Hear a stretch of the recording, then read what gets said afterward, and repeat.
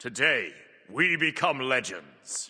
Today's Titan Talk was the patch OB12 showcase with new aspects, quality of life features, a new traveler market, Ganesha, and more. As usual, I won't be covering Ganesha or his aspect in this video as I already have a dedicated showcase out for him on the channel, and I'll link that down below if you haven't seen it yet, but everything else coming in OB12 will be covered here as well as a small Q&A section at the end, so let's jump right into the recap. First up, Scylla will be the other god besides Ganesha who's getting an aspect in this update, and man is it a crazy one. This isn't intended as a role shift really, I don't think. She'll still likely be a mid with this aspect, but it will shift her playstyle quite a bit, as her basic abilities no longer cost mana but generate mana instead. Her ultimate can only be cast at max mana and consumes her entire mana pool to cast. Additionally, her ultimate no longer provides movement speed and doesn't reset on kill, but can be just straight up cast 3 times in a row always, and does bonus damage based on your max mana, getting permanent mana scaling instead of intelligence scaling from the stacks. She can also no longer regenerate mana in any way other than hitting abilities, so like mana regen potions or just mana regen stat won't work. But interestingly, building for max mana will increase the damage of your ult, but also effectively increase its cooldown, since you'll need to cast more abilities to generate that larger mana pool to cast it. This is another one of those pushing the boundaries wacky kind of aspects like Merlin, and I'm all for it. This seems hilarious. There's also a couple of new quality of life / new player experience features coming in this update with number summing and directional damage indicators. Number summing is a system that adds up multiple instances of damage from the same source into one larger number instead of displaying all the ticks separately, and this seems like it would be pretty huge for the game, honestly, not even just for new players. It gives you a much better sense of exactly how much damage is coming at you from a certain source that's hitting you multiple times, like Ganesha's ultimate for example. Directional damage indicators will also be pretty big, I think, but this one is definitely more aimed at new players, and this gives you an indicator on screen that follows the direction of where you're taking damage from. This will grow larger the more damage and all the more hits you're taking from that direction. There's been quite a few complaints that it's hard to read fights and understand what's going on in Smite 2, and this should definitely help with that. This should also be great for both FPS players and top-down MOBA players coming into the game, since of course a lot of FPS games have a similar system, and top-down MOBAs don't really need something like this because you can see around you at all times. I think players coming in from top-down MOBAs like League and Dota could really benefit from this system, as a transition to the third-person perspective can be really weird. So I think this will be really great in that regard for the new player experience. There will be a new traveler market coming in this update though, with the Independence Day theme. The new skin for this traveler is George Washington, which is pretty hilarious. The card art wasn't done for the show, so that's why it's the snowman skin shown here, but it will of course be ready for patch day. The rest of the stuff in this traveler is also Independence themed, with the absolute classic Raw America being available here with a prism as well called Chrome Eagle. There will also be the Freedom Badge, the Raw America Announcer Pack, and the Ultimate Eagle Ward skin in this traveler as well. This one seems like especially good value since you get a new skin, a classic skin with a prism, and some other stuff for the price of one skin. Definitely going to buy this one on patch day for sure. Next up on the theme of the Independence Day event, there is a new supporter store pack with some teleporter effects where you become a bald eagle or a fighter jet, which is again hilariously self-aware from them, and I will probably be buying this stuff also. Really fun package of stuff for this event in my opinion. This bundle also comes with some other stuff. There's some name colors, one of which is animated with stars and stripes, and the others are just plain red and plain blue, as we didn't really have those in the previous packs. There's also 4 quips in this pack, which are some of the best lines from a Paladins Independence skin they had called American, if any of you play Paladins. There isn't just one traveler in this update though. Another one is also coming, which is going to be the Guan Unicorn skin with 4 prisms, Scarlet Tempest,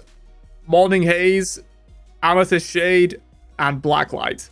The actual page for this traveler was too work in progress to show today, so they just showed the skin, but they said there's also going to be a title and a badge in the market for this. It will be a very similar setup to the Landshark Sobek traveler that we had recently. That's it for the Wandering Market stuff, but there's also a couple of other things coming for skins in this update, with Venom Strike Medusa that will be in a chest or direct purchase and comes with prisms. They are Blue Coral, White Cobra, and Black Mamba.